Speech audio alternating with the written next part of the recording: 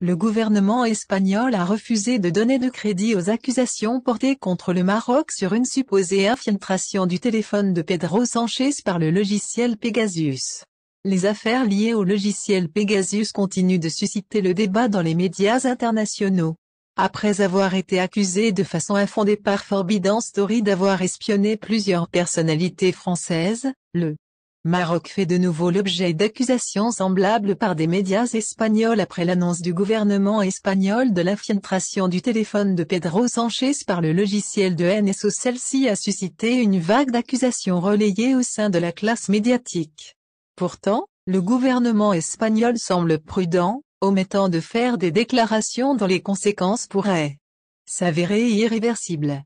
Dans une sortie médiatique, le ministre de la Présidence et des Relations avec le Parlement, Félix Bolaño, a refusé d'imputer l'infiltration du téléphone du Premier ministre espagnol au Maroc, en se gardant ainsi de toute accusation.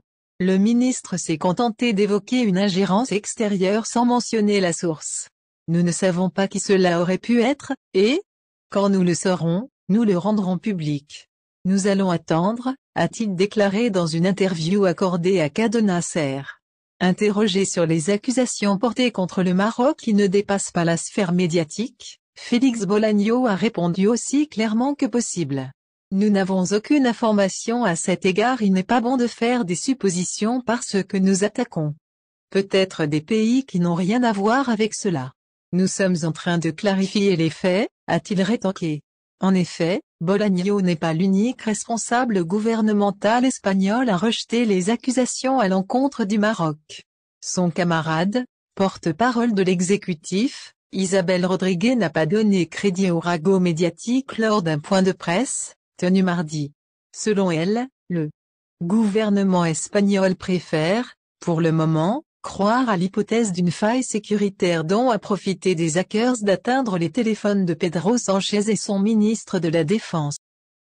Le Maroc vient d'ouvrir des négociations préliminaires pour l'achat du missile de croisière israélien de Lila au fabricant Elbit Systems, qui seraient les premiers du genre dans ses arsenaux, rapporte Defensa. La pression du lobby formé par les Juifs d'origine marocaine sur les institutions militaires et sécuritaires israéliennes pourrait permettre la conclusion de l'accord, ce qui signifie beaucoup pour le Maroc dans le développement de ses capacités militaires ainsi que dans l'augmentation du niveau de la confiance entre les deux pays, a rapporté Defensa ce jeudi 5 mai. Développé il y a des années par Israel Military Industries, IMI, maintenant intégré à Elbit Systems, de Lila peut atteindre avec précision des cibles fixes et mobiles à une distance de plus de 250 km. C'est également un missile éprouvé au combat qui a été utilisé à partir de divers avions et hélicoptères.